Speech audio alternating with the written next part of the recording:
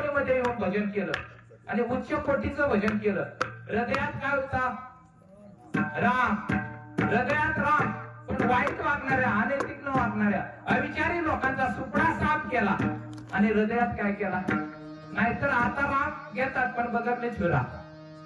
कारण चोर ठाकूर सब कुछ राम ले.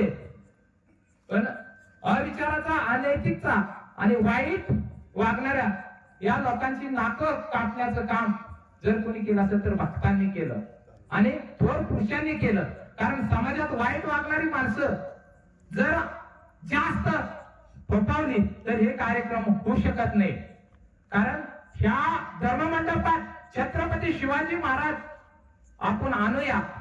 आइए महाराज विराजिए, आइए महाराज विराजिए,